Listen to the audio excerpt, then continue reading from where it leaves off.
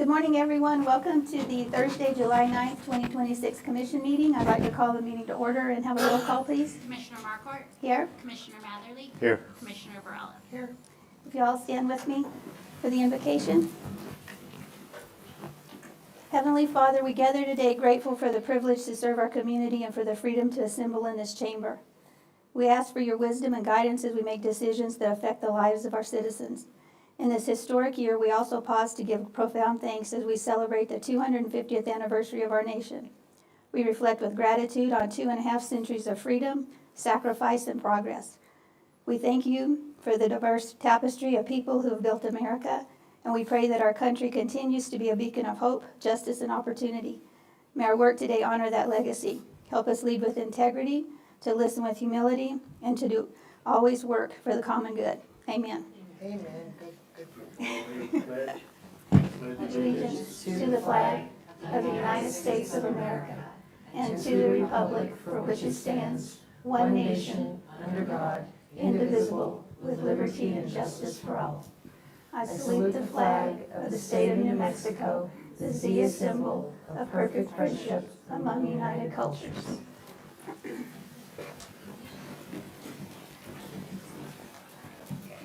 Okay, we've got some really important proclamations, and they're going to take a minute to read, but they're definitely all worth it. We're going to start with a proclamation recognizing John D. Ryder. Okay, recognizing 15 years of the Mountain Assault Program, CDR John D. Ryder, Veterans of Foreign Wars, Post 11999. Whereas CDR John D. Ryder, Veterans of Foreign Wars, Post 11999 of Cloudcroft, New Mexico, established in 2011 the Warriors in Transition event to give ill and injured soldiers an opportunity to step away from the demands of recovery and rehabilitation, and whereas that event grew into the Mountain Assault Retreat, an enduring tradition centered on restoration, fellowship, and the strengthening of family bonds. Whereas each year the retreat welcomes approximately 40 warriors and their families from the Fort Bliss Soldier Recovery Unit, providing meals, lodging, outdoor activities, and supportive environment focused on healing and reconnection. And whereas the retreat is held in the Sacramento Mountains at an elevation of approximately 7,500 feet, offering a peaceful setting where soldiers and families can decompress, strengthen relationships, and focus on emotional well-being during difficult transitions. And whereas in-person events were suspended during the COVID-19 pandemic, Post 11999 sustained the mission through continued fundraising and community support, ensuring the program's long-term success and viability. And whereas in 2017, the Mountain Assault Program received the National Fred C. Hall Award, recognizing the dedication of its volunteers and community partners. And whereas Post 11999 further serves this community through its Buddy Poppy program, scholarship competitions, community service projects, and veteran initiatives. And whereas the Mountain Assault Program reduces isolation and reminds recovering soldiers and their families that they remain supported and valued by a grateful community, fostering lasting connections and continued peer support. And whereas from July 17th through July 19th, 2026, Post 11999 will host the 12th Mountain Assault Retreat at Sacramento Camp near Cloudcroft, making the program's 15-year legacy of service to the soldiers and families who have given so much for our nation. Now therefore be it proclaimed by the Board of County Commissioners of Otero County, New Mexico, that the board hereby recognizes and honors CDR John D. Ryder, VFW Post 11999, for 15 years of dedicated, selfless service through the Mountain Assault Program. Commends the volunteers, donors, and community partners whose generosity and commitment have sustained this mission across 15 years, and extends its heartfelt gratitude to the soldiers of Fort Bliss Soldier Recovery Unit and their families, and wishes them strength, healing, and a renewal of the 2026 retreat. Be it further proclaimed that a copy of this proclamation be presented to CDR John D. Ryder, VFW Post 11999, as a lasting expression of the county's appreciation. Adopted this 9th day of July 2026 by the Board of County Commissioners of Otero County, New Mexico. Anyone here to accept this? Okay, we'll get it to him. Okay, and the next one is a proclamation, and I'm sorry for my voice. I've been in Missouri, and all that humidity got me my body screwed up. I mean, I needed to get back home. Okay, this is a proclamation celebrating America's 250th anniversary and honoring the historic contributions of Otero County, New Mexico. Whereas on July 4th, 2026, the United States of America commemorates the 250th anniversary of the signing of the Declaration of Independence, a milestone marking 2.5 centuries of liberty, democratic ideals, and national progress. And whereas Otero County, New Mexico has played a meaningful and enduring role in the nation's story, contributing to America's defense, scientific advancement, and technological innovation. And whereas Holloman Air Force Base has stood for decades as a center of excellence in aerospace development, flight testing, and national defense, serving as home to pioneering programs in unmanned aircraft systems, advanced fighter training, and aeromedical research that have strengthened America's security and global leadership. And whereas White Sands Missile Range, located partly within Otero County, has been instrumental in shaping the modern world through groundbreaking missile testing, space flight research, and weapons development, including early rocket programs that laid the foundation for America's achievements in space exploration and national defense. And whereas the people of Otero County, military personnel, civilian scientists, engineers, ranchers, educators, and families have contributed their labor, ingenuity, and patriotism to the nation's progress, embodying the spirit of service and innovation that defines the American story. And whereas America's 250th anniversary offers an opportunity to reflect our shared history, honor those who have served, and celebrate the communities whose contributions have strengthened the nation. Now, therefore, the Otero County Commission hereby proclaims that Otero County proudly joins communities across the United States in celebrating America's 250th anniversary and recognizes the extraordinary contributions made within our county at Holloman Air Force Base, White Sands Missile Range, and throughout our communities to the security, advancement, and prosperity of the United States of America. In witness whereof, we set our hand and seal on this day, honoring the past, celebrating the present, and looking forward with hope and determination to the future of our nation. Adopted this 9th day of July, 2026 by the Board of County Commissioners, Otero County, New Mexico. Whew! Okay, and now I'm going to move, well, we probably need to approve the agenda first. Can I get a motion to approve the agenda? I'll make a motion to approve today's agenda. I'll second it. All in favor? Aye. Aye. Okay, we're going to pull CA 13 for discussion under the consent agenda items. And under new business, I'm going to move that to now so that we can present Cloudcroft with their resolution.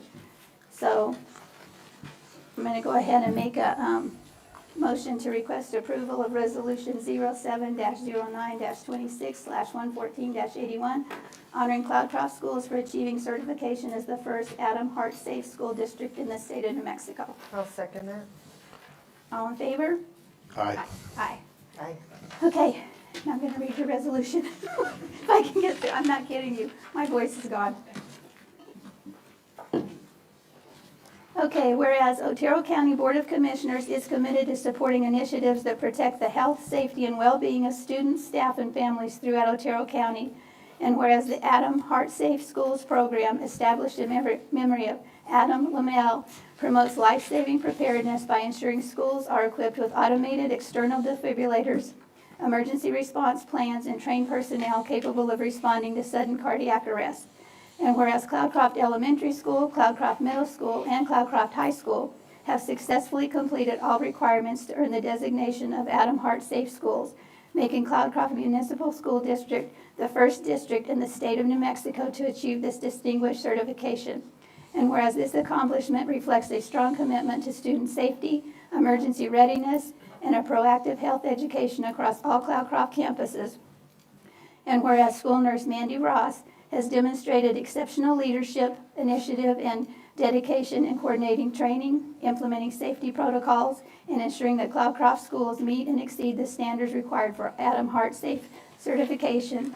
And whereas Nurse Ross's efforts have strengthened the district's emergency preparedness, increased awareness of cardiac health, and enhanced the ability of school staff and students to respond effectively in critical situations. Whereas the Cloudcroft Municipal School District's achievement serves as a model for schools across New Mexico and reflects the district's unwavering commitment to protecting the lives of its students and community members. Now therefore be it resolved that the Otero County Board of Commissioners hereby recognizes and honors Cloudcroft Elementary School, Cloudcroft Middle School, Cloudcroft High School, and the Cloudcroft Municipal School District for becoming the first certified Adam Heart Safe School District in the state of New Mexico. Be it further resolved that the board extends its sincere appreciation to Nurse Mandy Ross for her outstanding service, leadership, and dedication to the health and safety of the Cloudcroft school community. Passed and approved and adopted this 9th day of July, 2026 by the Otero County Board of Commissioners. I think we deserve a clap. You want to take a picture? We don't have a proclamation ready, but we're going to get one to you so that you can keep it at the school.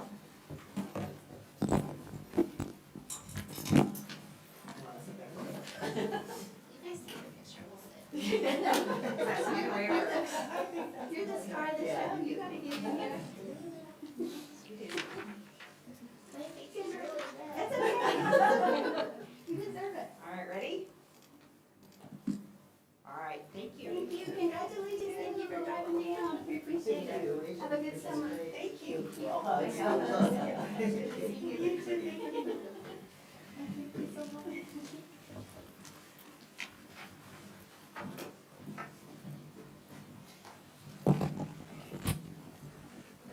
Okay, now we'll move on to our Sheriff's Office report.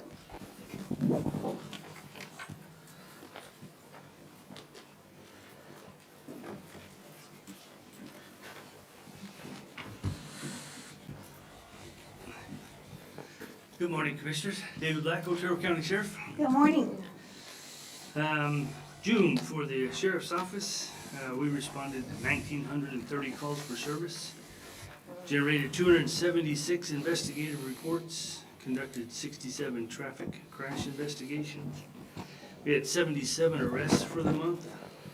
We had 3 summonses that were issued. We had 117 traffic citations issued. We served 217 subpoenas for the courts. We responded to 84 calls in Tularosa.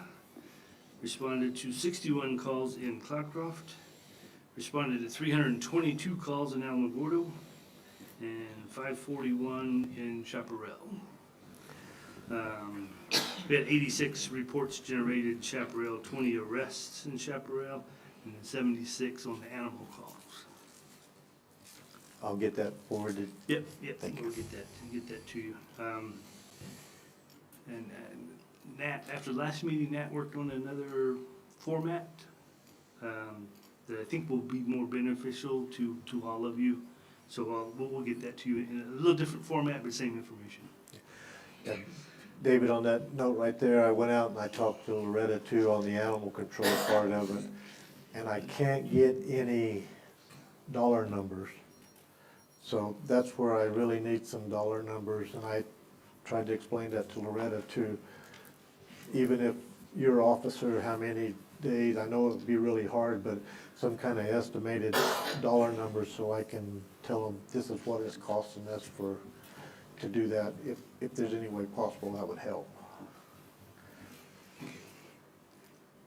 Don't know if it is, but I will find out.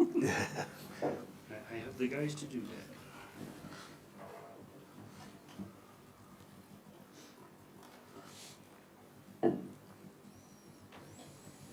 Okay. For narcotics, we had 8 search warrants in June. We had 17 arrests. We had 12 fugitives apprehended. We had 1 agency assist. It generated 41 case reports. We had 2 checkpoint cases. We had 1 jail possession case. We had 2 firearms seized, 4 vehicles seized, 10 other assets seized. 355.72 grams of meth was seized, 4 grams of heroin, 9.98 grams of cocaine, 12 oxycodone, 0.62 grams of fentanyl powder, and 62 fentanyl pills. Total about $37,000 worth of illegal narcotics and cash seized.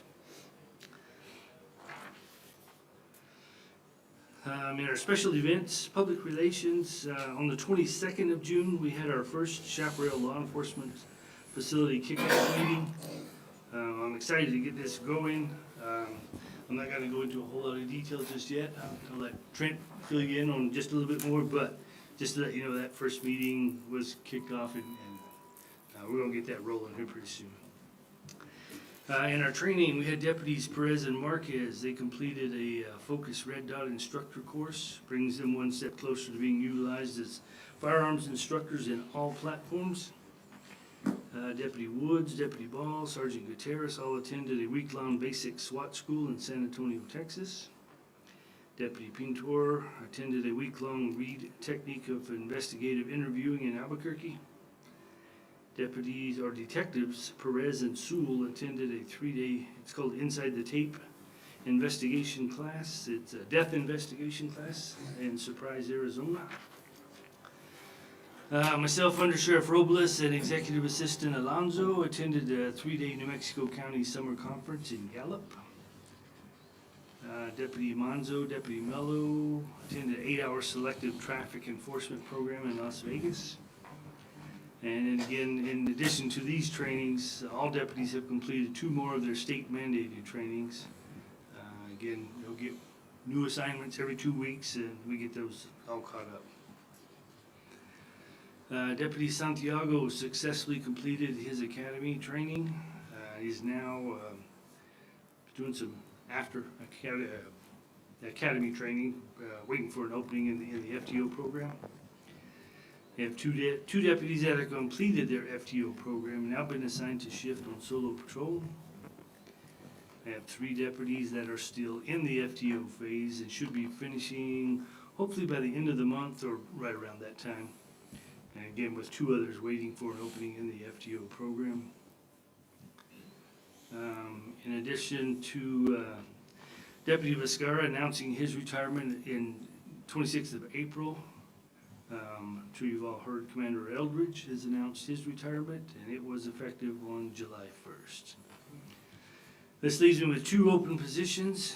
Haven't been receiving near as many applications that we have in the past, but we will try to get these positions filled as soon as we possibly can. Vehicles, we still have a couple of Tahoes at the upfitter right now. They should be coming out pretty soon. And then we have 12 other vehicles that we just got from the capital outlay money that was delivered to the upfitter in Berlin, and hopefully he'll get started on those here real soon. I got a truckload of stuff I got to take up there to him so we can get started. So that is it. I will stand for any questions that you have. Just to clarify, Commissioner Matherly, on the, you're looking at a dollar amount that for time spent on animal control calls. Is that kind of what you're looking at? Yes, just that piece of it. Okay. And I kind of estimated how many trips they make a week or something. I mean, nothing, but I need a little bit of information to be able to present what I'm But wanting to try to. I believe I understand what you're looking for now. So. And then I was gonna ask you how 4th of July went down there in Chaparral. Again, it was a mess. We had about a mile and a half of vehicles parked on the side of 54, and I think we had 28 deputies assigned to that down there. We had 6 on the mountain. We had a total of 12 in the flats, and that's in addition to normal patrol. So we had close to 50 deputies out that night for the entire county. So, but talking with Under Sheriff Robles, who kind of, him and Lieutenant Hernandez kind of put that program down there together. They said it went really smooth. It was just spread out more than it usually is. Had to control that traffic there at the intersection and everything. They said that went really smooth. They had signboards and cones, everything, just limiting the amount of traffic, nobody turning around, stuff like that. So that particular area went really, really good. It spread it out to about 1.25 miles, almost 1.5 miles along 54. So it made it a little more difficult, but no significant No. I do have stats that I pulled from that, if you would like to see them. Yeah, that wouldn't be a bad, that would probably be a good idea, because I noticed they put a new fireworks sale place or whatever back around up toward Angelina. But So I was just wondering if that just threw everything that much farther north, you know? yeah, it just spread it out about another half mile up the highway. Yeah. So, yeah, we did pull stats for the Chaparral area and then the flats and mountain area together. So I've got those numbers if you would like to have those sent to you also. Okay. Well, Sheriff, I'd like to thank the sheriff's office and the deputies that worked over the holiday weekend. I was coming down the mountain the Friday before the 4th, and there was a crash there at the intersection there at Florida. And our deputies were there, and I just thought, they don't get the holiday off. We're out driving to barbecues and having a good time, and they're all working, so we really appreciate that. And I know you took calls over the 4th, spent most of the day in Mayhill responding to an incident, so. Busy day. Yeah, really busy, so we appreciate all that. We appreciate all the deputies. No, you good? Thank you. Okay, all right, Thank thank you. you. Thank you.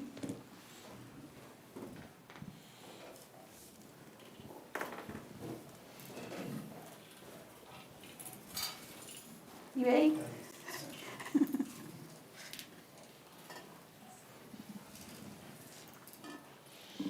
Morning, Commissioners. Good morning. Robert Norian, Director of Toberga. Samantha Madigan, Burger Record Specialist. For June, we saw sorry, English is escaping me right now. We saw a decrease in some workload thanks to Alvin Bordeaux taking their call volume effective of the 24th. As far as calls entered for service, we still had over 8,000. Calls received, we had just shy of 10,000 still. Administrative calls, we had 7,000. 911 calls, we had 2,800. Our ASA is still at 2 seconds to answer. Law calls, we had over 7,000. Medical calls, just shy of 1,200. Fire calls, just shy of 400. As far as staffing is concerned, we still have 12 fully trained, 2 in training. Our overtime did go down by about 200 hours to just over 450. Vacation went up by triple, so got some much needed rest for our dispatchers. And sick time was cut in half. As far as the cutover, we had, like I said, 7 days without Alvin Bordeaux's calls. We're still taking each other's calls at this current time.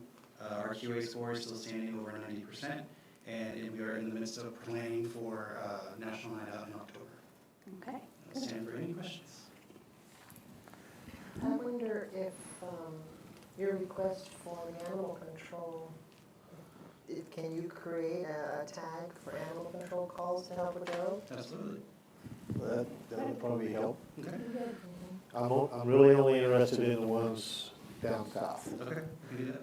so, Okay. perfect. How, on the receiving end of dispatch calls, I think everything is going great. Just with the city and all that call, I think it's very smooth and they're doing a great job. How is it going internally, the transition? The transition has been smooth.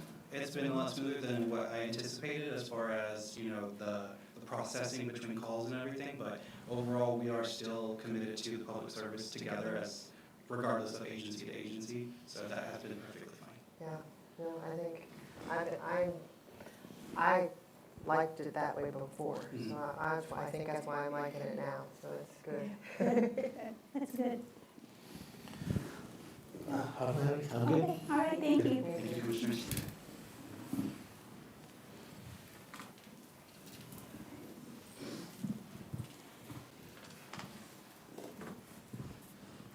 Good morning, Commissioners. Good morning. Jacob Bach, Deputy Chief Emergency Services.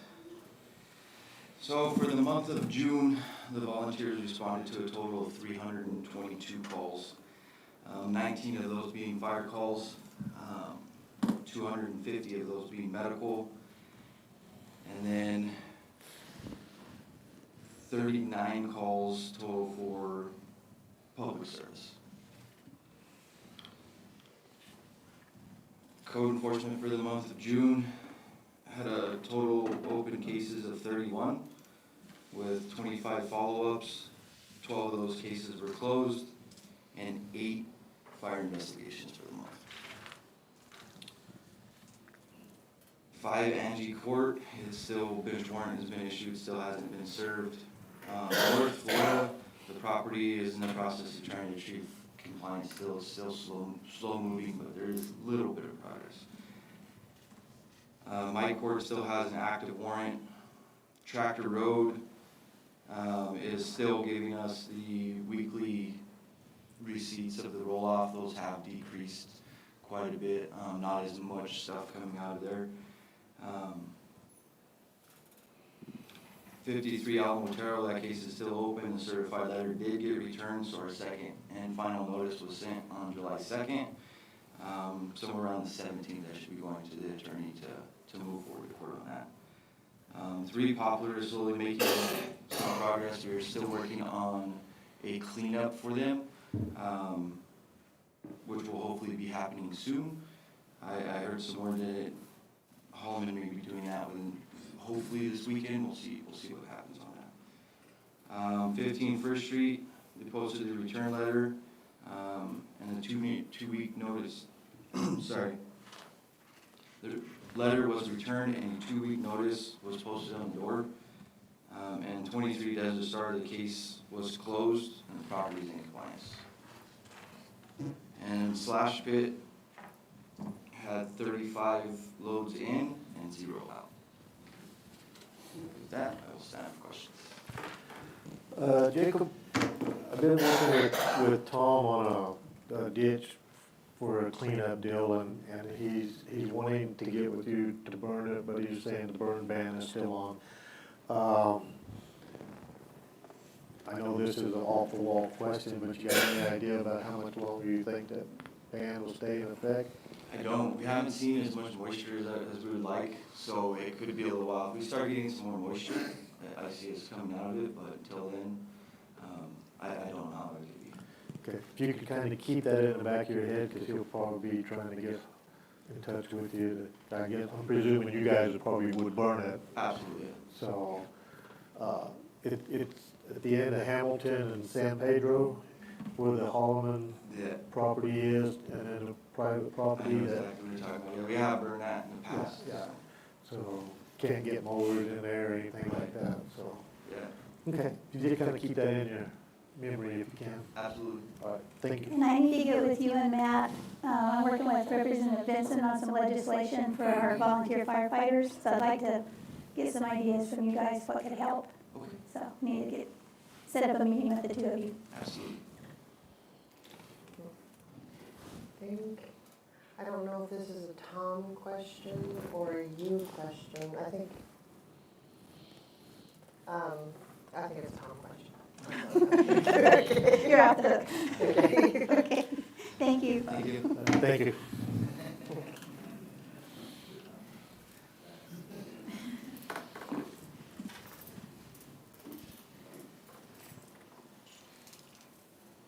Good morning, Commissioners. Tom Porter, Otero County Road Department. Good morning. Want to start with the Tom question? I was just telling Vicki that about 3 weeks ago, the FEMA released more funding from the request from a year ago. We have not seen any of it yet. I think you have to go through and re-up the applications for it. So there's about 5 or 6 pages waiting for Matt's signature, Okay. and that's all we're waiting on some of that. Some of it, we're still working with FEMA hand in hand with the state. They're helping us a lot with it, thank God. The 4 main projects, the Tiburon Low Water Crossing, the Three Rivers Low Water Crossing, the FO64 Low Water Crossing, and Cornucopia Gabions. There are the 4 main projects. Those are all in review right now by the feds. And we should be hearing something real soon on the Tiburon one. That should be the first one they fund out of the 4 big projects.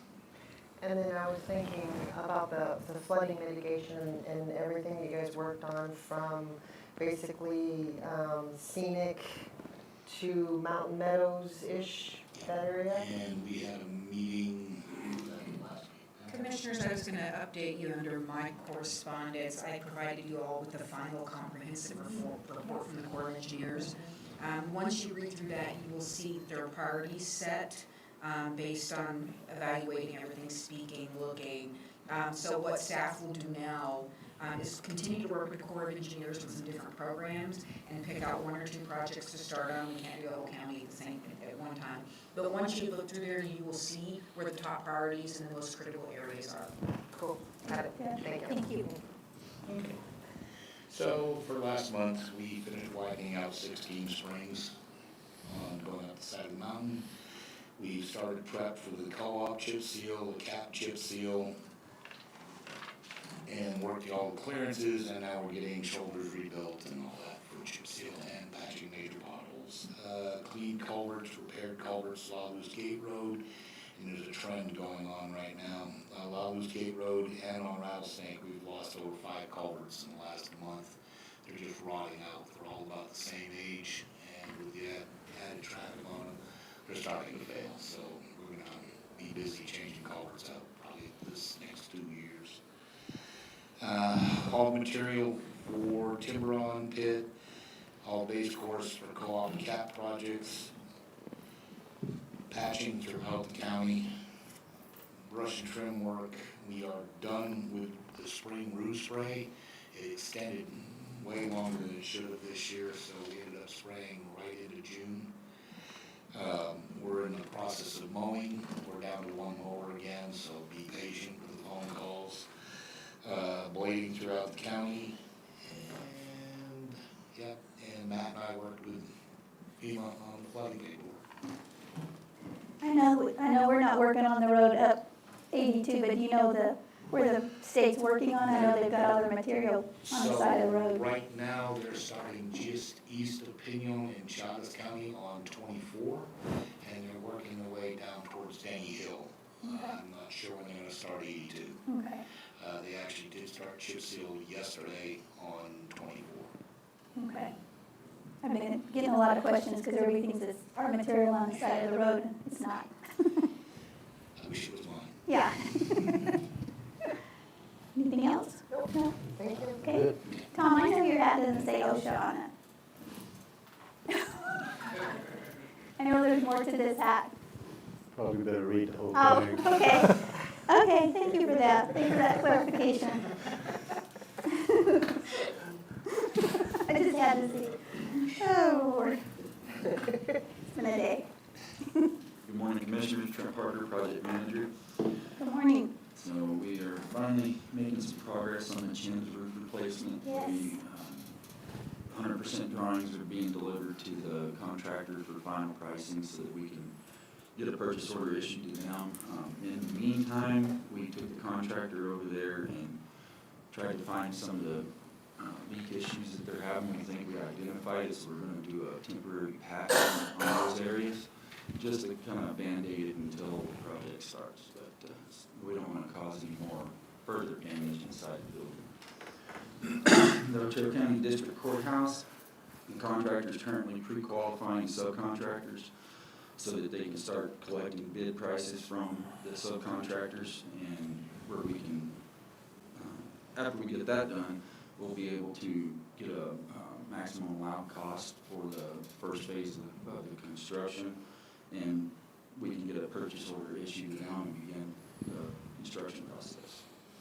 The Benton Twin Forks flood improvements, designs are finalized on those, and we did receive word yesterday that we were able to get $5.3 million from Colonius funding for the Bent projects. That's great. We'll be working to get that one moving. Demo projects, this last week we demoed 15 cactus out in Bowles Acres.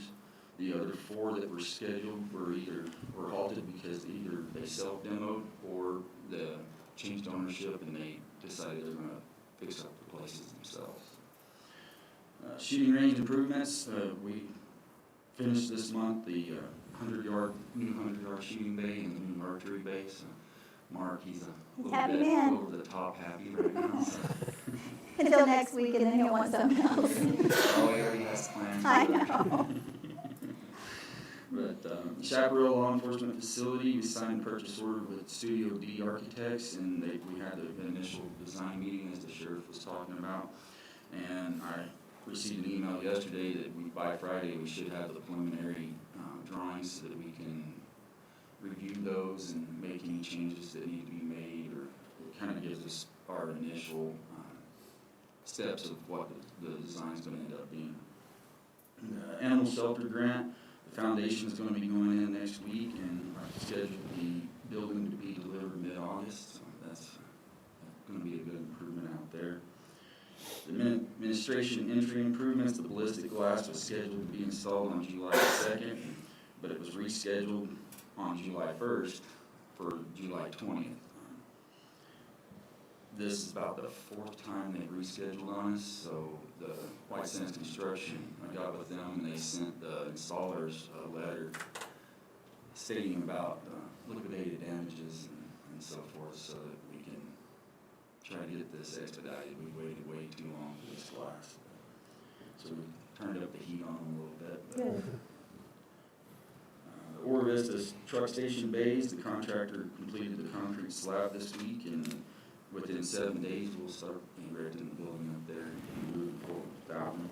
The Ora Vista Fire District 1 Dog Canyon Station, the plumbers are actively working on replumbing the existing water tanks and adding the new pump and fire hydrant out at that location. And then new to the list is the Fairgrounds Animal Barn roof. We got a PO issued on that. Material's been ordered. There's about a 5-week lead time on the materials arriving. But the contractor's goal is to have that roof replaced before the fair times. Okay, that was the question. Yeah, they think it'll take them about 2 weeks to tear off and replace. Other than that, that's all I have. And the status, did I miss Chaparral? Where you at on design? That's the one we have the preliminary design we're supposed to have by Friday to review and provide comment on. And I'm sure we'll be scheduling another meeting with the architect to get feedback for that. Okay. If I take this flagpole project on myself, do you think we can have it done by December? There's a lot of variables in there. Well, not me doing it, it would take me 2 weeks to get it done. But I mean, with the government, Well, and again, I have reached out to him, and well, I'm gonna, yeah. And of course, if he's gonna donate the property, we have to bring the deed to the board to accept. But if he gets on it, he has to have a survey done to pull out that piece of property that he wants to donate to us. And I told him that's the first step, he needs to go and do that. and does the county pay for that since it's being donated? or No, do we- on private property, no. Okay. Yeah, but it would be, and Amber, correct me if I'm wrong, it should be a claim of exemption. Yeah, he can just work with Amber to get that done, Okay. yeah. Okay. And once that's done, RB can draft the deed, we approve it, and we can go from there. Okay. It's not that long of a process, and I know that Trent and I have talked about the fact that Mr. Green wants to do the work himself. We just wanna make sure that it's done with Trent to make sure it's a good foundation, to make sure there's never a threat to it falling or anything happening. So I really do want him to work with Trent. Yeah, yeah. Oh, he's Yeah. a professional. That's what he does. Right. And I'm like envisioning a flag like going into El Paso, not a little, Yeah, I think previously we talked about 130 feet okay, tall is what we previously looked at. okay. I think I'm gonna take that project under my wing and see if we can get that done. I just don't wanna start anything I can't finish. Right. Okay, Well, if you need help, let me know. okay, thank you. Thank you. Thank you, Trent. And Commissioners, Director Sisler had a conflicting medical appointment today. Okay. And no Forest Service. Okay, we will move into the consent agenda, and we're pulling items, it's numbered 13 on here for discussion. So I'll go ahead and read the rest of them, and then we'll go back to 13. Okay, we're starting with number 3. Our numbers are off a little bit. So we're starting with number 3, request approval of May 2026 regular meeting minutes. Number 4, request approval of May 28, 2026 special meeting minutes. Number 5, request approval of June 11th, 2026 regular meeting minutes. Number 6, request approval of healthcare assistance claim and disposition claims for July 2026. Number 7, request approval of accounts payable bill BL 47, 48, 48A, 48B, 49, and 50. Number 8, request approval of resolution 07-09-26/114-80, placing the question on the November 3rd, 2026 ballot of whether the County of Otero shall establish a 1/8 of 1% local economic development act grocery receipts tax. Number 9, request approval of resolution 07-09-26/114-84, supporting the prevention and adaptive reuse of the Sunspot Solar Observatory campus. Number 10, request approval of resolution 07-09-26/114-85, budget adjustments FY26 final. Number 11, request approval to go out to bid for lobbyist services. Number 12, request approval to appoint Tom Porter as the designated representative and Pablo Jimenez as the designated alternate to the Southeast Regional Transportation Organization Committee. We're skipping 13 for now. Number 14, request approval to ratify an agreement between Otero County and the 12th Judicial District Court for the new Otero County 12th Judicial Courthouse. I'll make a motion to approve. I'll second. All in favor? Aye. Aye. Okay, so we'll go back to number 13. Commissioner Burrell wanted us to pull this. It's request approval of an agreement between Otero County and Children, Youth, and Families Department for the Juvenile Justice Continuum Coordination in the amount of $219,252.10. I just wanted to clarify, because I know that we have a grant match of $87,000. That's not on us.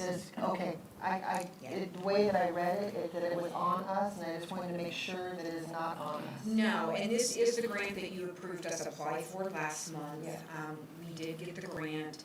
I did speak with Judge Schneider a week or so ago. No, this is something they're gonna handle. That match is not ours. And this is probably, I'm gonna say the 5th or 6th year we have done this grant. So they always take the match on. Okay, that's the only thing I wanted to clarify, that it wasn't coming out of the county, although this program is amazing outreach. And for those that don't know, that may have a youth getting out of control, this doesn't have to be a referral through the juvenile justice program. The grandparent, the parent can actually refer a youth to go into the programs themselves. So that's what's amazing. If you see a little bit of trouble coming up, then you can refer them. And it's they have girls programs, boys programs, united programs, all kinds of outreach. So I would highly recommend more participation than what we have. And that's all I have. Okay. All right, so I make a motion to approve the approval of an agreement between Otero County and Children, Youth, and Families Department for the Juvenile Justice Continuum Coordination in the amount of $219,252.10. I'll second. All in favor? Aye. Aye. Aye. Okay, we'll move on to scheduled citizen communication. Troy Mitchell.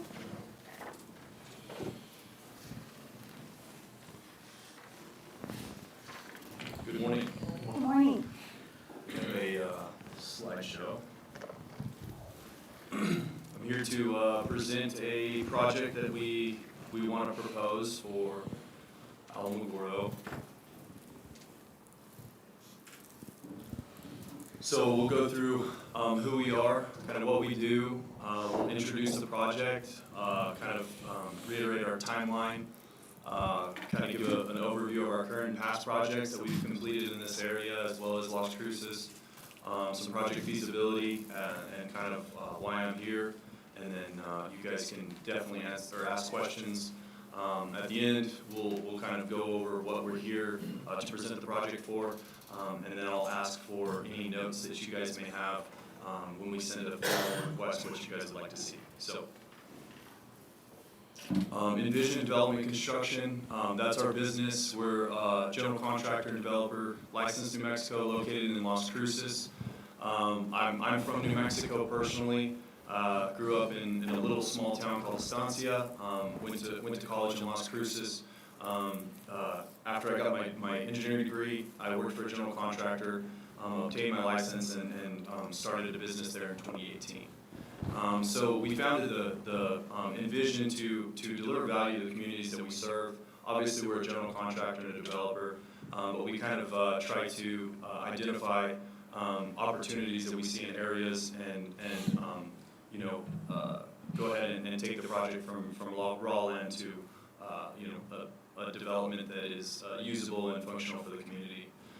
So we manage land acquisitions, entitlements for construction to lease up opportunities, and we strive to provide the best services to our clients from the general contracting side and the leasing side for multifamily and commercial units.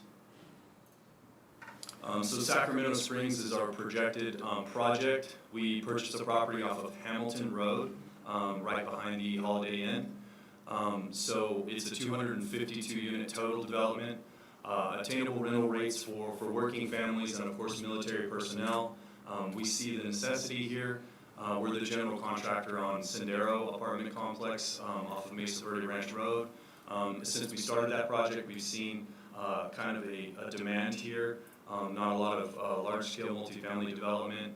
I've had a couple meetings with RB on what you guys are looking for in the area. So we want to try to propose this project. So the project is going to contain a pool, clubhouse, and some other outdoor amenities when it's not 105 degrees out. It's going to be a community that's safe, gated.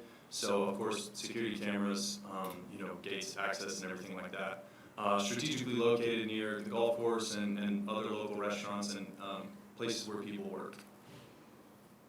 That's a picture of a 2-bed, 2-bath unit that we're proposing for this parcel. The first, if you go to the next slide, the first phase of development is mostly 2-bed, 2-bath. We'll have one 2-bed, 2-bath building type. And we're shooting for $1,500 to $1,600 a month rents on the 2-bed units, the 1-bed $1,200 monthly rents.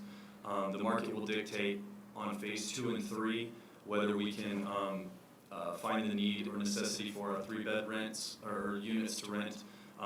So phase 1 is mostly 2-bed. One building, which is 8 units, will be a 1-bed, and it will be 72 units total in phase 1 with the pool house and the clubhouse, the pool, and the amenities. So planning. We're currently in the planning phase. I gave the same presentation to City of Alamogordo. We want to have all of our planning and kind of conceptual design completed by the end of July. We'll put it into design and permitting, hoping to have that done by September of this year, potentially October, depending on the time frame. And we want to break ground and start construction in September, October of this year. So we're looking at a 12-month build schedule, very achievable. It's an aggressive timeline, but we're confident we can hit these dates. My kind of timeline. Yeah. Current past projects, as I mentioned, the Sendero apartment complex. We were building that for a developer, and we have current market pricing and everything here in Alamogordo. So that's kind of why we saw an opportunity on this parcel. We built a cornerstone office suite project in Las Cruces that we finished last year. That was a 30,000 square foot office building with 3 separate suites. We built a project called The Bend at 3 Crosses, which is the project that we're modeling the units off of here. It's a 96-unit apartment complex, 2-bed, 2-bath, and 1-bed, 1-bath. Legacy Point Apartments was also in Las Cruces. That one was a 3-bed, 2-bath model. And if we see that there's a necessity for that in phase 2, we've got the footprints designed to fit that. And then, of course, I have Sendero Apartments on there twice, so they ignore that. So here's pictures of the Bend at 3 Crosses. What we like to do is granite countertops, stainless steel appliances, nice interiors. It's not considered to be, I guess, a luxury apartment, but the intent is to give people a nice rentable space. Then there's a picture of the master bathroom. So feasibility. So the reason that I'm here is we want to seek a 7-year property tax abatement.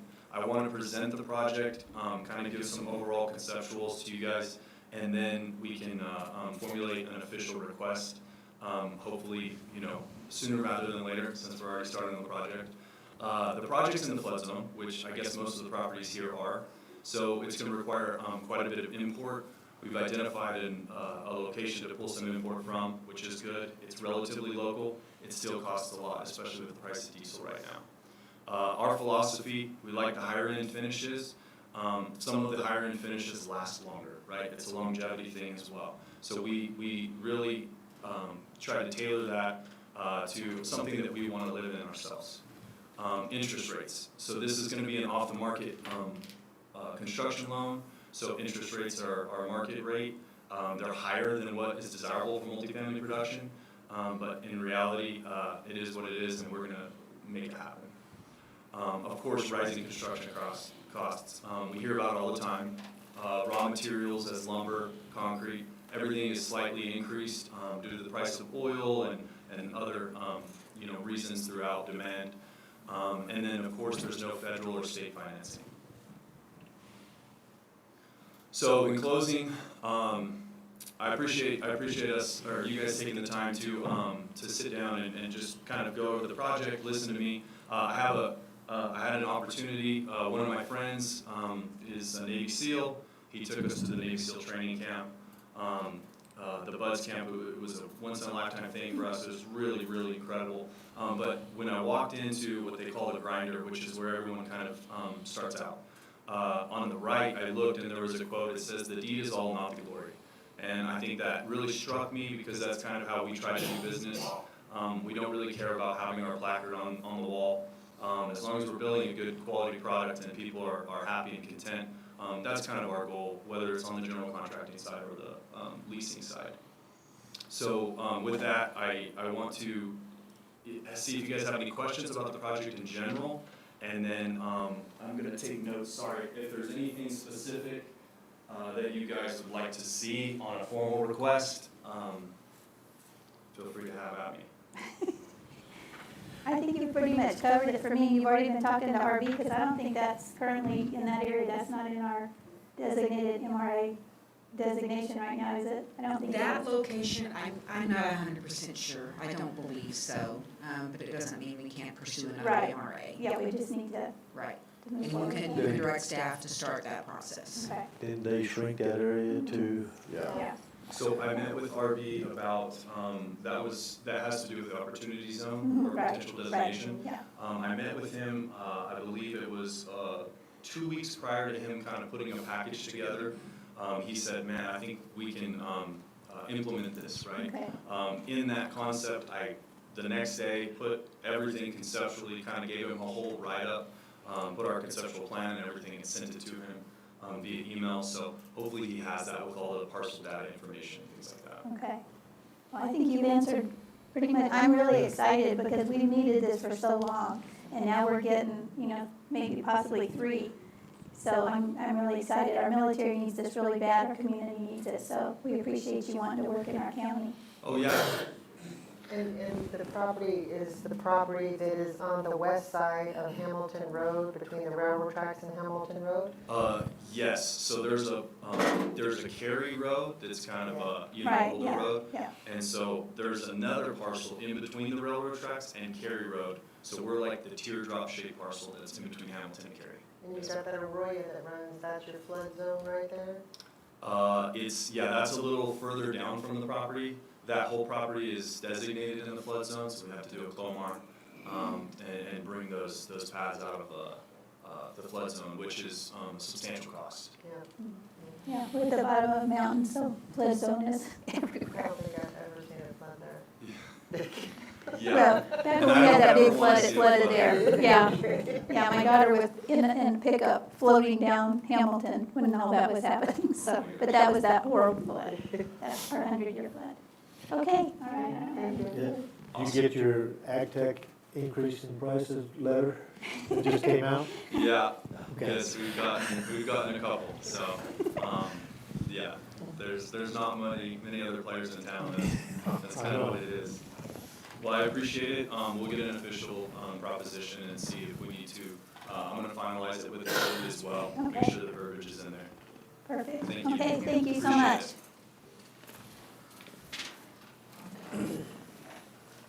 Thank you. Okay, on unscheduled citizen communication, we have Wendy. How do you pronounce, what did you say your last name there? Tell me how to pronounce it. Hi, thank you for giving me the opportunity to speak. My name is Wendy Urquidez, and I'm also going to speak about housing. I had the pleasure to attend a housing summit put on by Bernalillo County, along with 3 other members in our community. This summit had 10 counties of our 33 counties represented, and our mission was to do a draft bill to go to Santa Fe for housing funding. We realized that not all of our counties have the same needs. So a number of people within our county work in service jobs at 14, give or take, dollars an hour. Seeing that they might have a place to live if they're a single person working, paying $8.50 for rent, which is on the low end compared to what we've just seen. But with that in mind, if you do the math, with paying electricity, with paying the taxes coming out of that those funds and such, they come out in the hole about $200 a month. So with all the different counties represented, again, we saw that we all have different needs. So we decided that we have a survey now for each county. So I'm encouraging everyone here, please, to get online and do the survey. It's at nmhousingplan.org. It'll ask you what county you're in. It will ask you what your background is. So, for example, I'm a retired teacher. My husband is retired law enforcement and a veteran. So our surveys were a little different. So it will ask you your background, and then you'll go into the survey. But please, please, please put our county so that our county is well represented in this bill when it goes to Santa Fe.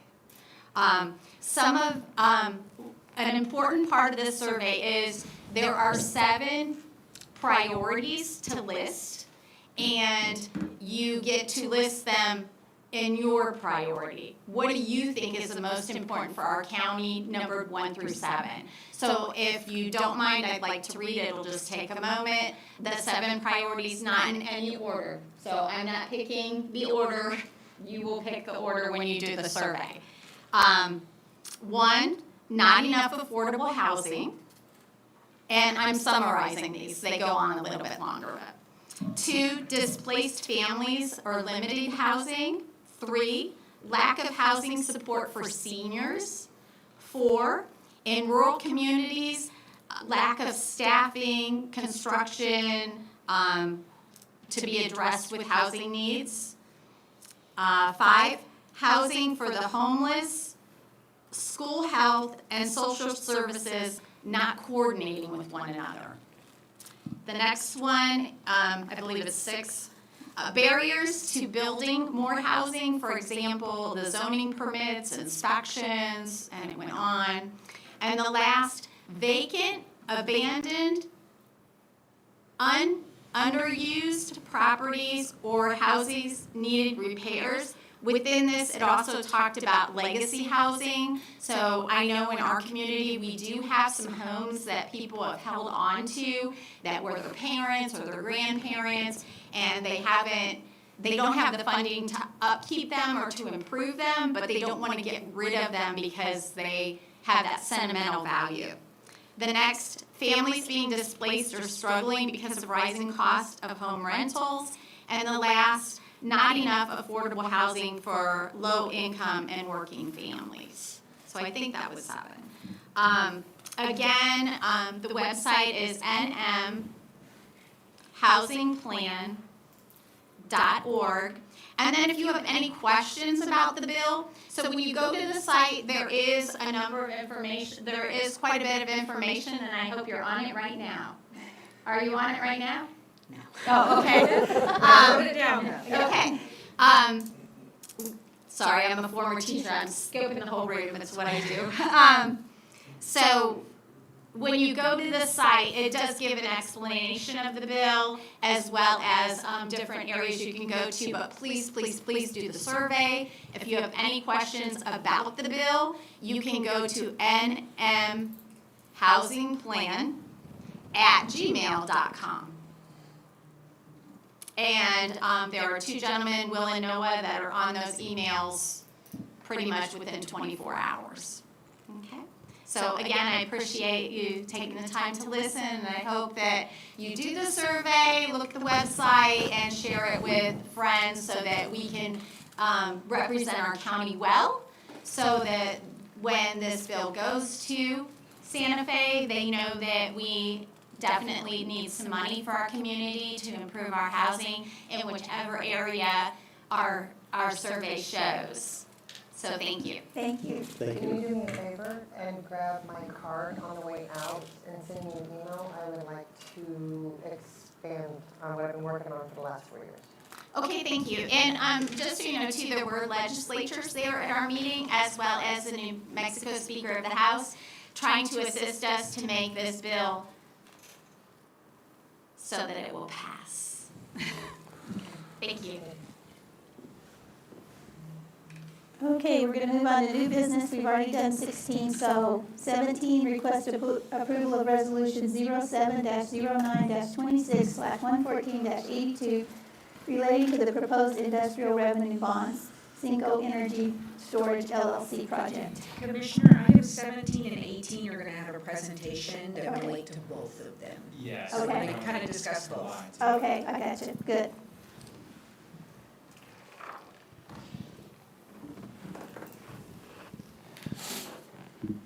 Good morning, Commissioners. My name is John Trainer. I've been here a few times, working on behalf of Nextera Energy Resources.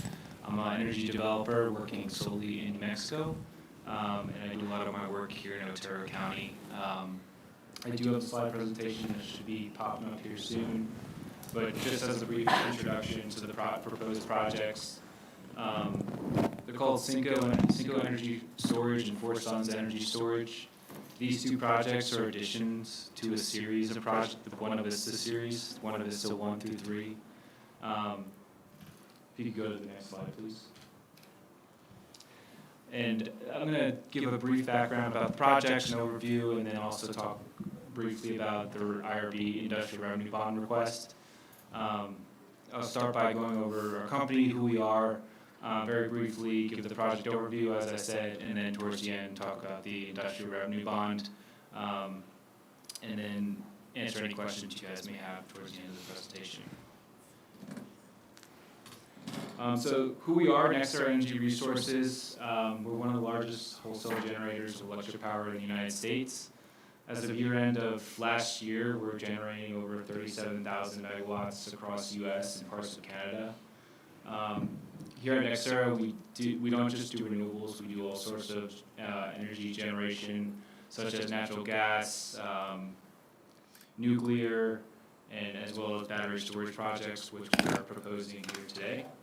If you could go to the next slide, please. So this is just a snapshot of the amount of assets we have in New Mexico. We've contributed approximately $2.3 billion of total infrastructure invested in New Mexico, $3.6 million in annual land payments, $4.7 million in property taxes, and then just over 1,000 megawatts of operational energy here in New Mexico. On the right, you can see a snapshot of the projects that are in operation, and then also the projects that are in development. We do anticipate having 3 projects come online this year that are in development. One of those is the One of Vista 3 project that I was here last year to talk about. So our focus here in Mexico is important to us, and I think these 2 projects are going to be very beneficial to not only the local community, but New Mexico as a whole. Next slide, please. So just to give a brief, high-level orientation of where these projects are, It's about 20 miles northeast of El Paso. They're right outside Fort Bliss, and they're in the city of Chaparral. Again, if you don't mind going to the next slide, they are additions to the Buena Vista series, so Buena Vista 1 through 3. I know there's a lot going on the screen right now, but the green highlighted area is Buena Vista 1 and 2 that's operating right now. The area in yellow is Buena Vista 3 that's in construction. And then the area highlighted in blue, that's the parcel for the additional projects, Cinco and Four Sons Energy Storage. And Cinco Energy Storage is to the left in red. Four Sons Energy Storage is to the right. Four Sons is a 300 megawatt battery, and Cinco is a 70 megawatt battery, both combining for 370 megawatts for Otero County. Next slide, please. So just a brief overview of the Four Sons project. As I stated, it's a 300 megawatt storage project. Consists of a collector substation, a proposed gen tie into an existing Escondido 115 substation.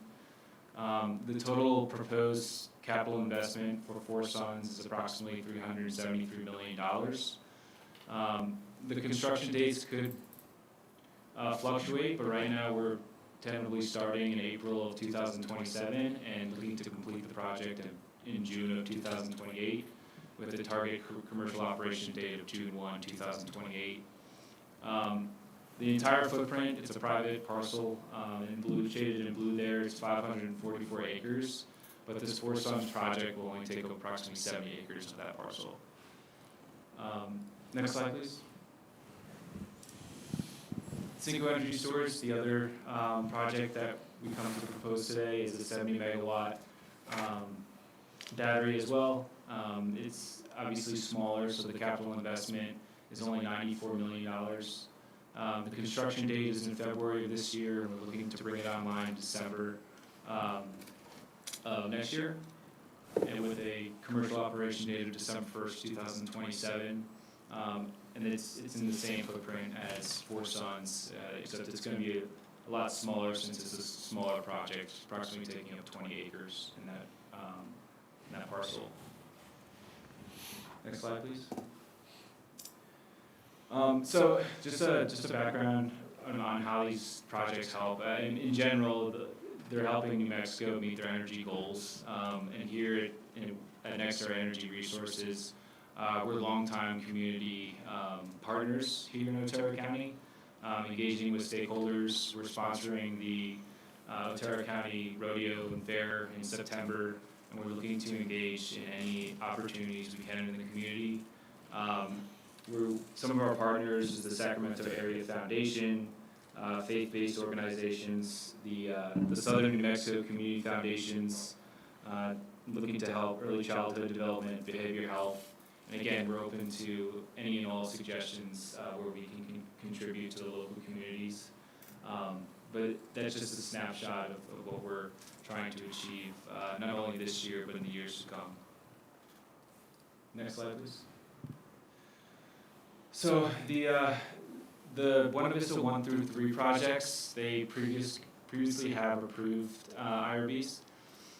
Together, the pilot payments come out to be around $770,000 per year, with Buena Vista coming online this year.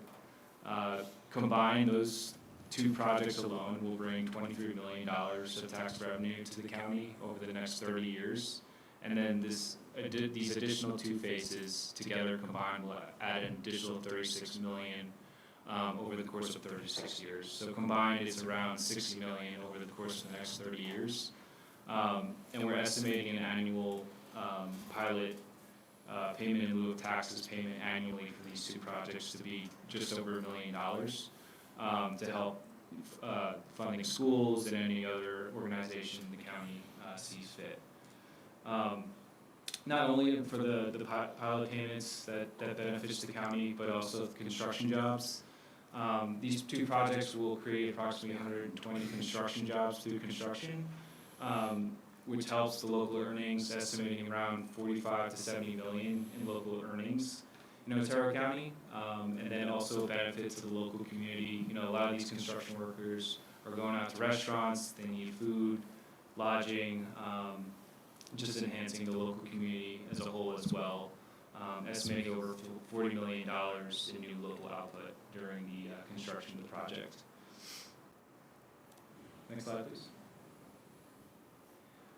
So I kind of touched upon it before, but this is just highlighting the previously approved industrial revenue bonds for the first 3 phases of the project. The first bond being for $190 million, and the second project being for $285 million. These 2 projects coming online, it could come out to be a total of $470 million combined for the bonds. Cinco being a lot smaller, and then Four Sons being the bulk of that payment, just based upon capital costs. Next slide, please. So I just touched upon this, but again, the request today is just to move on to the next phase and approve the issuance of an industrial revenue bond for these additional projects to this series. And the next meeting, I believe, we would be negotiating the pilot payment, the payment in lieu of taxes, but today open to any questions or feedback you all may have at this time. Go ahead. The one in Chaparral, all that electricity or that storage is gonna be for El Paso Electric, is that correct? El Paso Electric, they deliver to customers in New Mexico too. If our customer is El Paso Electric, we believe that the power will be going to New Mexico. So are any of these storages that you're wanting to build, these battery storage, will they supply any electricity to Otero County? I believe so, yes. That depends on the customer, El Paso Electric, on what they want to do with the power. So I can't speak specifically on what they're doing with it. I just know like our power is going to El Paso, who delivers power to New Mexico and Texas. Neither one of these 2 storage places will go to the 2 new solar fields that are going on here around Alamogordo area. I don't think those aren't related. I think that I didn't know about that project, so I think they're completely separate. Oh, okay. Yeah. What's the expected lifespan of this system? The expected lifespan, it's approximately 30 years, but we typically sign power purchase agreements for 20 to 25 years. And a lot of these batteries degrade over time, so we have replacements that come in typically over 5 years, past that 30 to 35 year time frame. But yeah, the lifespan is typically 30 to 35 years, but the contracts and the power purchase agreements are typically 20 to 25 years.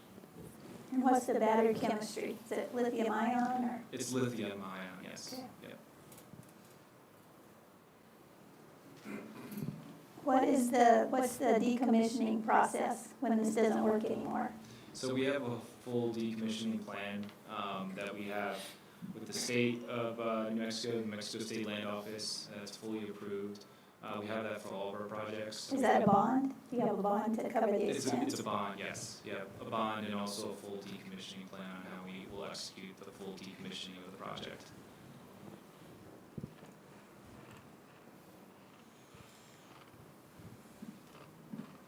Is there a disposal site here in New Mexico for those batteries, for that type of waste? Or do you have to take them to? For the decommissioning plan, I know they have a full, for the decommissioning plan, they have a full operation on how they take care of the batteries after they're disposed. I can't speak specifically on the plan at this time because it's still in development, but I know they follow all the protocol, contacting local authorities, the fire department, making sure that we're following the proper procedures in doing so. How much noise do these make?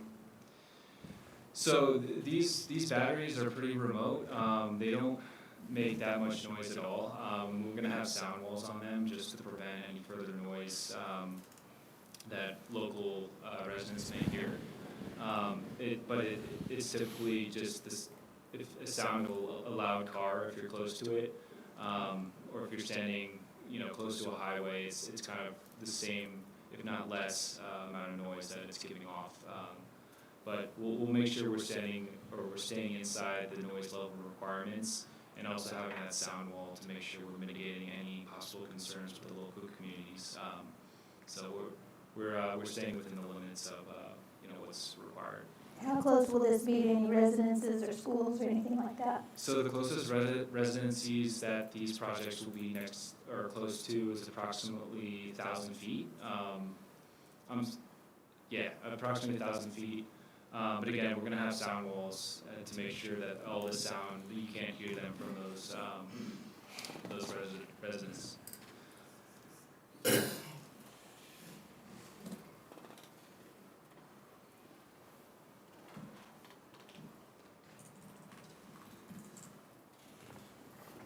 Is one of these sites gonna be built on that Angelina field? Oh, sorry. Is one of these storage sites gonna be built on that Angelina Road there in Chaparral, that field that's there? Or is it the new one that's built to the north of Chaparral? It's not going to be built. It's built on private land, just immediately south of the state land. I don't think it's being built on the land that you're talking about. It's just off of Highway 54, that water tower there. I'm not sure if you know where that is, but yeah, it's just south of that water tower is where these batteries will be. So it's pretty far from. Yeah. So you attended one of our public input meetings for the ordinance concerning this for public comment. We have not yet finished that ordinance. We still have to have a second public comment meeting before we can vote on that. Have you reached out to any of the surrounding property owners for their comment just in advance of this ordinance coming into place? The project is still pretty early on, but we certainly intend to, and we will with these projects. And we'll make sure we're following the requirements that are outlined in the ordinance right now for the distance and our public outreach to the communities. And if we were to vote on this ordinance like within the next 2 weeks, how would it affect our decision that we make today? So I was informed by RB Nichols that the ordinance wouldn't apply to these projects just due to the advancement of them and the construction start time.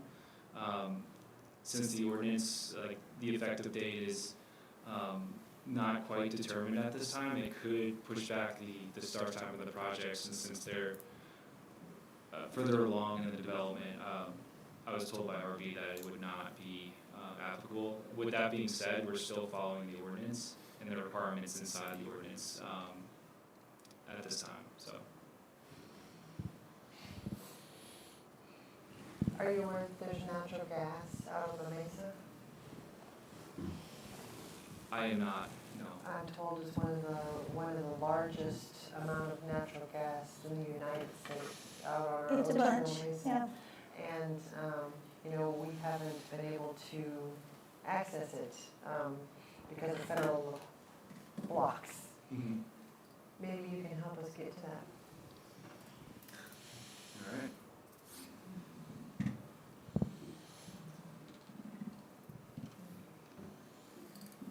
Be happy to look into it. Do you have a location of the natural gas?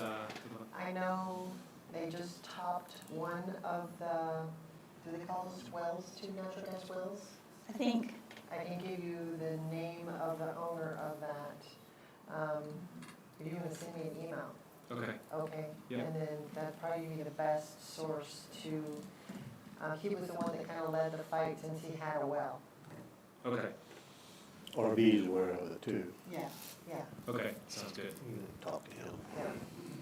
And how are these batteries recycled or disposed of at their end of life? That's part of the decommissioning plan. We have a full team that does that. I can't speak specifics on how they're disposed, but I know they're handled in the proper way. And we do this all across the country. We make sure we're following all the proper protocols. But the specifics I can't speak to. It's not my expertise. Hopefully they've done better than the little turbine wings. Yeah.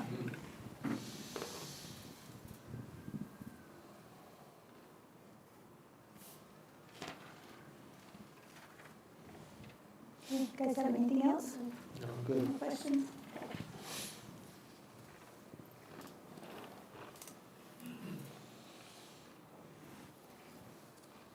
You want to make a motion? Can we do 17 and 18 together? You have to do them separately. Okay. I'll make a motion to request approval of resolution 070926, 11482, relating to the proposed industrial revenue bond Cinco Energy Storage LLC project. I'll second. All in favor? Aye. Aye.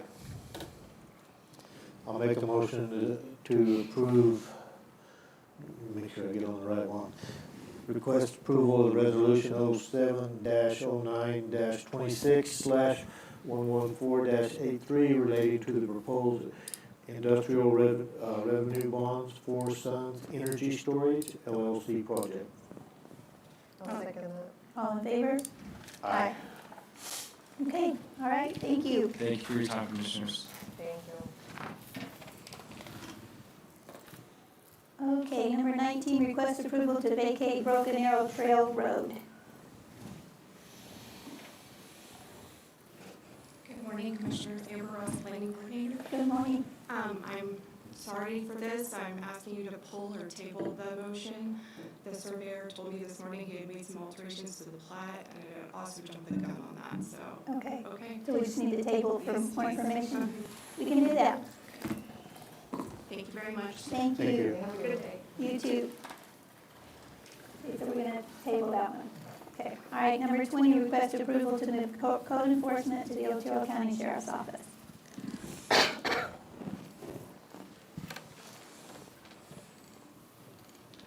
Okay, I brought this up because I feel like we'll have more teeth with our code enforcement under the sheriff's office. And it was not my intent to add this to a budget or add positions until it gets going. But I did call Geraldine to get her input to see if this is something that she would have liked to have under the sheriff's office. I didn't just do this willy-nilly an idea, and she's in agreement that code enforcement should be moved under the sheriff's office. And last month, you remember that I asked the questions of how many positions code enforcement had and how many positions were filled. And there were 2 vacancies in code enforcement right now. So there wouldn't have to be any additional, we could move those 2 vacancies right now under the sheriff's office effective January, rather than adding expenses. And then as Geraldine develops the code enforcement under the sheriff's office, then she can handle, any additional positions. That was my idea. And with those 2 positions goes with the cars and everything else that already exists that just moves over to the sheriff's office. So I don't see any additional expenses other than trying to find office space or whatever underneath Geraldine's guidance. So that was not my vision at all. So that's my input with that. My comment on this is, I'm not against that going to the sheriff's office. I just really feel that the new sheriff should get in, see what all she has, see what's happening, get a good feel of it. And then at that time, she still wants to bring it over, then bring it in and address it then. That's my feeling. I asked Geraldine to speak this morning, or to attend this morning, if she would like any input on this, because I don't know if you're ready to jump the gun and first make this decision whenever you hit the ground running, or if this needs to get tabled for later. I feel that it's just my own personal opinion. I think she needs to get in, get the good feeling of everything going, get a handle on the running. And then if she decides to take it then go for it. I mean, like I say, I'm not against it, but I want you to get your hands on everything and get a good grip and then go from there. I think it should wait until after January until she gets in. That's just my own feeling. I agree with that. I think that's a good idea. So we don't want to table it for now? I mean, that's a long We're time to gonna table have it. new commissioners in, so Right. when the 3 The two new sitting with you, I will ask them if I should get them on an agenda or not. Or maybe the new sheriff will come to me and say she's ready to put it on an agenda. Okay, so what do we need to do with this? Just drop it, don't Okay. vote on So don't vote on it. it? Yep. Okay. Just move on. Okay. Okay. Number 21, request approval to select Otero County properties for consideration to sell.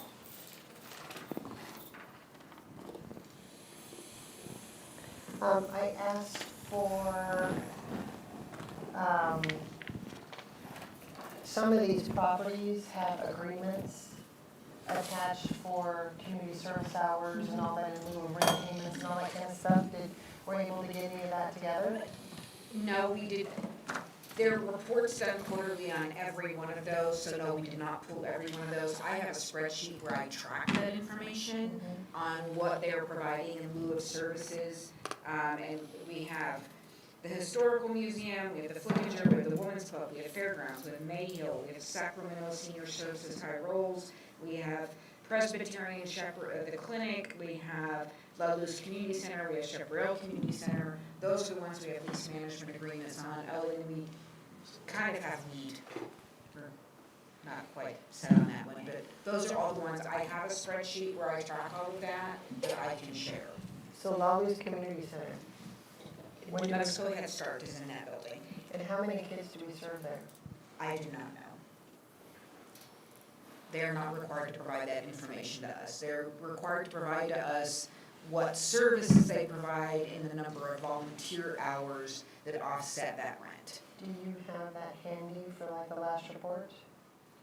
La Luz Community Center, the most recent one, they provided $12,453 in services for the quarter. And they're also required to provide $3,272.50 a month in services. So that was quarter one of 2020. That was quarter one of 2026.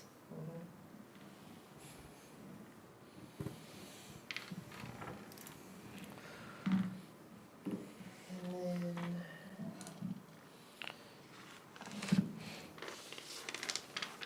so the roof that we just approved to pay for that building, For Jim's? for the Oh, you La Luz talked to La Community Luz. Center. I would need Eric for that We just discussion. did it in the last, I have it handy right here. Was it in budget? Yep. Yeah, I don't have those with me. It was like 92,000. Yeah. Yeah. Yeah, for that roof. And really, until that roof request came up, I didn't even realize that we owned that building.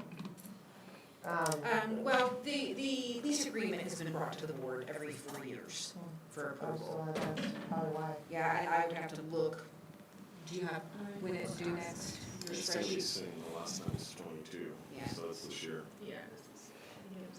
So what is our requirement for providing that building? There is no requirement. You can choose to do with it what you want. And the reason we have taken on, just like the Flickinger, historically these buildings, as organizations have owned these buildings and they have had the desire for capital state funding, they aren't eligible, a state agency or local agency has to own the asset. So in most of these instances, we required them through donations so that we could be the fiscal agent and pay for improvements. That's how we end up with these. And it allows us to facilitate some services to occur that we don't want to provide as a governmental entity necessarily, but this allows a nonprofit to provide those. And then there's also historical significance to many of these buildings, and they might not otherwise be preserved or exist if they weren't in the county inventory, which it's a double-edged sword. But it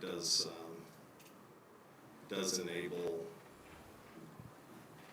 provision of various services to the community that would either the county could not provide because of the logistics and expenses or anti-donation issues. I look at this building that we are underutilizing it too. I mean, if it is something that we can provide services, I mean, you know, maybe a community meeting of some sort we could have had, or, you know, something else. I think we can make a ton of money with the Weed Community Center if we got in the cannabis industry and capitalized on some. They They were want the that name, big. they want Yeah. the name. That could probably fund all the rest of the buildings. It would not be, I mentioned that to the community already, and it was not well received. Just throwing it out as a possibility. In the instance like the Logos Community Center, we put out an RFP every 4 years for them to provide those programs, and those are the programs they provide. So if we wanted to hold a community meeting there, we would have to ask their permission for the availability of the building. Or something like that, the lease. Like the Flickinger offers us the room when we need a larger space for commission meetings. And the RFPs are narrowly tailored usually. You know, there's the really cool plaza. Used to be the Plaza Bar, you know, it's the museum. It'd be cool if it was a bar again. The RFP doesn't allow that. But, you know, maybe there'd be a museum bar, would maximize what we could get out of it. I like how you see. Bar, why not a museum bar? There you go. The next one is the Women's Club building. Yes, Otero Arts. And I read their reports, so I know. But, you know, when you go in, it's starting to get a little run down, it's gonna need some more maintenance. They all do, yes. Yeah, I mean, so same thing, and that was remodeled before my time. Do you know how much it cost to remodel that? I don't. I do not remember. I think we invested about $160,000. Oh, that's all? Yeah. That was- And then, you know, now you can look on the expense reports, because now we're trying to keep it patched together. And I can tell you, based on their most recent reports, the very last quarter, they provided services in the amount of $28,098.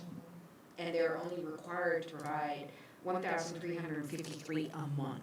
So they well exceed their services in lieu of rent.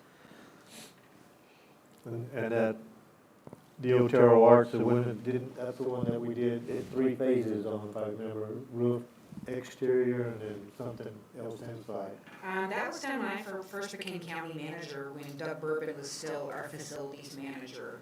Well, when I first came on, we were still trying to wrap up the roof remodel and replacement. If I'm thinking of the same building. Over here, The old Women's Women's Club. Club, yeah. I don't recall how many phases we Trent did. was on I was- board then too. Was Trent here then? With Doug Bourbon was No, facilities Trent was manager? here on the tail end of it. Okay, maybe when the roof needed to be Yeah. replaced, yeah.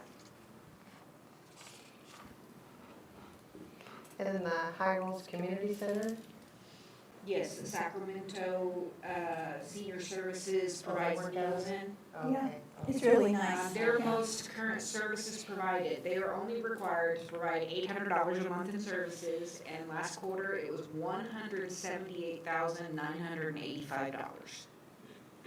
That's a fairly new building. Yes. And it's in good shape. It's not old, yeah. The road to it's not, but Oh, yeah.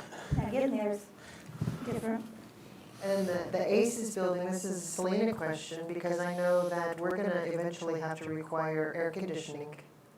It has air conditioning. Our problem is it's not well insulated, so the air conditioning doesn't work as good. And the state is going to mandate that here probably in the next couple of years. Since we store our tabulators there, I think it has to stay between, can't get like over 100 in that building. And I think it states actually where the commission has to provide housing for it. Yeah, so that's gonna be something that's. Yeah, you guys could buy me a whole new building. I would love it. You know, so, in the future, that's gonna come up. that the one over by Chin's? It's an outside building that Chin's does not manage. Yeah, and it's hot in there. You know, We were in there, It's a metal building. yeah. Yeah. Not inflated. And that's not one that I would think needs to be sold, but it's something that we need to consider having money for when they say, move your machines to Selena's office. I have been looking for a new warehouse, only because we're almost outgrown there with all the stuff we have to store in there. But it's just hard. It's expensive. You could really get Trent to look at the spray foam. That building's not that big, it wouldn't cost that much to do the spray foam on that. You just have to clean all your stuff out. Get it out so they can foam it. The foam really works well. It really does on metal buildings and stuff. I was told there is insulation. I mean, I don't know and I don't see it, so I'm not sure where it's at, but we have, everything around our walls and stuff. It could be there, it's just, we put the air conditioner on and it's still, and it's refrigerated air and everything. And Eric has said, we were gonna try to buy a new unit air conditioner, because we thought maybe it wasn't big enough. But Eric says it's big enough to cool everything down, but it just doesn't, so I'm not quite sure what the problem is. Yeah. You just have to get Eric, Trent, I made note. What is OCPF? Otero County Prison Facility. Oh, okay.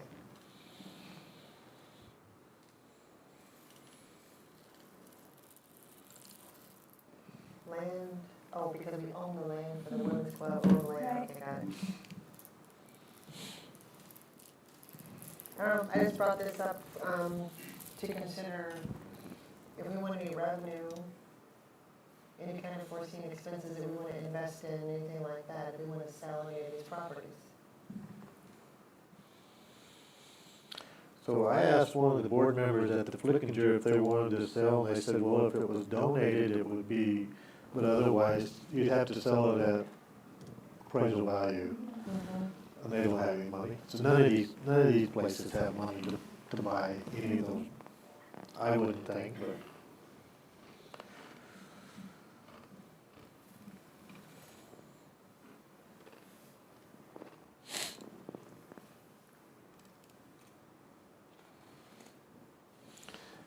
Okay, well, I guess I'll be in the discussion. Just wanted to see if you wanted to make any money. Okay, so we need to vote on this? And not if you're not making any decisions, Yeah, no? just let it drop off, okay. Okay, that's into that. So we'll move into our commission reports. Excuse me. Well, I helped out through the Miss New Mexico. They used our building here for Fridays for their interviews. I was kind of responsible for that. Hopefully everything was still in one piece. I want to give a big thank you to Eric and his crew. They set it up beautifully. It was clean. It was AC was on. It was a good temperature. So that worked out good. We went to the groundbreaking. I'd like to say thank you to Trent and Pamela and everybody that showed up and had the setup for us. That was a great deal. Kind of a little different deal. The Elks Lodge called me and asked me if I would participate in a flag ceremony on Flag Day. It was a dedication. I don't know if any of us besides Pamela and I was, when Michael did his little flag display whenever, well, this was a lot like that. It was telling how the first flags were from England coming through, went through the, anyway, I had to read a lot of flag stuff, but it was a really good deal, had a lot of people turn out for it.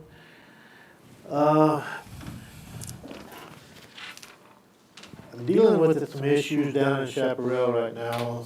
Representative Silva is trying to negotiate a Donana to take over Otero side of Chaparral.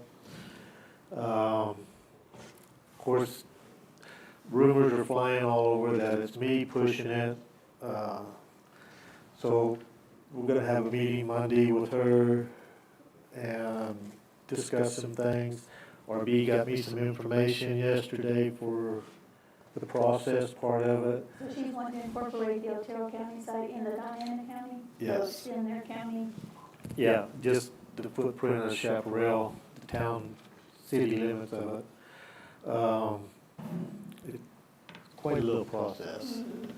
It's something that we really need to discuss before it gets too terribly far.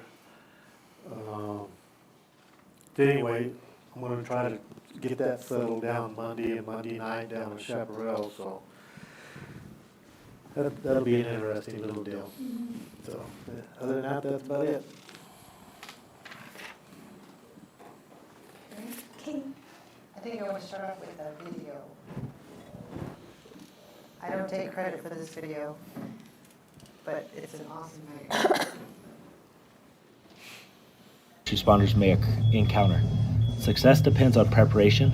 Long before an emergency occurs, it requires communication, trust, leadership, and a commitment to operating as one team. Every participant here arrived with the same goal: to become more capable, more coordinated, and more prepared to protect our community. As the exercise begins, teams move through the structure just as they would during a real-world event. Law enforcement personnel focus on locating and stopping the threat while maintaining accountability and communication. Every movement is deliberate. Every decision matters. And other first responders are right on their heels. Training like this allows responders to work together through complex problems in a controlled environment. It creates opportunities to identify some strengths, improvement procedures, and build confidence before emergencies occur. These lessons cannot be learned from a classroom alone. Being able to move together as one team, as one agency, when these incidents occur, is what's going to separate us from the rest. Conditions can quickly become dynamic. Limited visibility, changing information, multiple victims, rapidly evolving circumstances challenge responders to think critically and to adapt. This is where this kind of training and teamwork make a real difference. Without this collaboration, we cannot accomplish the tasks at hand and actively engage threats within our community. Throughout the exercise, personnel coordinate patient movement, casualty care, communications, and resource management while still assessing and protecting all responders and patients from any threat. Together, we create a response system that is stronger than any individual agency. These partnerships built during training become the foundation for future responses. Firefighters, paramedics, deputies, police officers, emergency managers, and support personnel each play a critical role in the outcome of these incidents. As operations continue to evolve, participants are challenged to maintain situational awareness while making timely decisions under pressure. The objective of this training is not perfection. The objective of this training is improvement, coordination, and relationships. Every scenario during this training was another opportunity to learn, collaborate, and improve as a team. The professionalism displayed throughout this event reflects the dedication of first responders across Otero County. Participants willing to be placed in difficult situations that accept feedback and work together to strengthen our capabilities. This commitment is an improvement and ultimately serves the citizens we protect in Otero County. This training represents more than tactics and procedures. It represents relationships between agencies. More importantly, it represents trust between career and volunteer members. And it represents a shared understanding that when our community, Otero County, needs us most, we must be ready to perform together. To every agency, every instructor, every evaluator, every volunteer and participant who contributed to this event, thank you. Your dedication made this training possible. The lessons learned here will continue to strengthen emergency response throughout our region. And this is not the end of the process. It's another step forward so we can continue to train together. We can continue to prepare together. And most importantly, we can continue to stand together to serve Otero County. A big thank you to the City of Alamogordo for allowing us to use this building to tailor our training to what we need in Otero County. A big shout out to Task Force 1 for bringing in national instructors and for spending months and months tailoring this training to the resources of Otero County. A big thank you to the crew of the Otero County First Responders Christmas Dinner for coming together and organizing the amazing support we have in Otero County to feed 60 personnel during this event. Breakfast, both days, lunch, both days. This allowed us to spend more valuable time training together.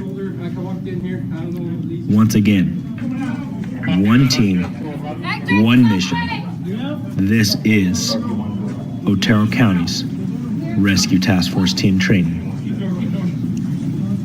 We will continue to prepare, we will continue to collaborate, and we will continue to protect our community, our citizens, our family. That's pretty cool. Isn't that the coolest thing? Is that Oregon? That was Oregon School. Yeah. You know, my grandma was the lead cafeteria lady in Oregon School, and so when I was really little, I used to run the hallways in the summertime. Can't So imagine. I look at that now and see it's all dilapidated. I wanted to play that video first, thanking all of our first responders and our law enforcement that participated in that. That is an amazing, amazing asset for our community. And if you don't know, this is the first time this kind of training's been brought to our community with all of our law enforcement agencies working together in a first response incident like that.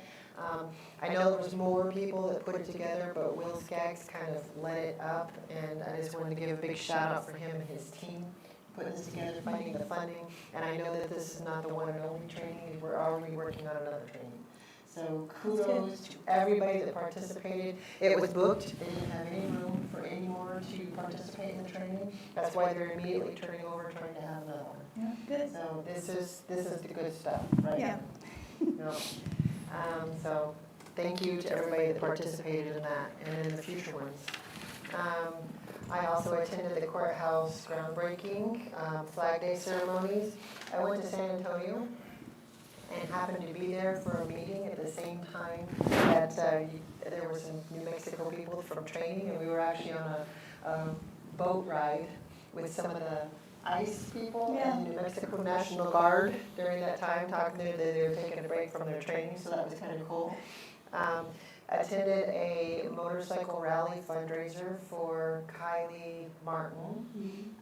That is, if you don't know about Kylie, she was in a horse accident, and anything that you can possibly give, she's going to need long-term care. And right now, her mom does not leave her side. And I say that care for her mama and paying the bills and everything while she's down there in Houston with Kylie. Anything you guys can give. That fundraiser that we attended did raise $20,000. Good. You know, so that's just not even a drop in the bucket. I've been speaking with a lot of constituents in the Dunnigan area, collecting their flooding videos and all of that in lieu of this FEMA funding and all of that. Have submitted that. Hopefully Cisco is able to open them now and all that, because I was told that he had never seen these videos, because I thought that over the last 3 years that he's been working in coordination with us, and so now I guess we'll get that ball rolling and see where it goes. Do you know if he got them open? I haven't heard back from him. I sent him that link yesterday with the updated access, so we'll see if he can get it that way, and if not, then he can call me at that number I emailed you. Okay. Yeah, we need to really focus. I mean, we need the rain right now, but you know, those people would have been flooded out had we received our normal rain during this time.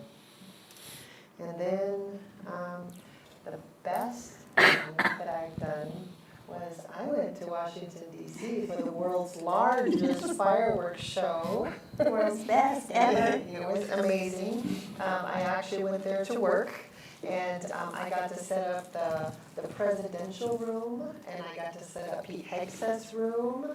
We had full access to everything there. We obviously, it was so hot.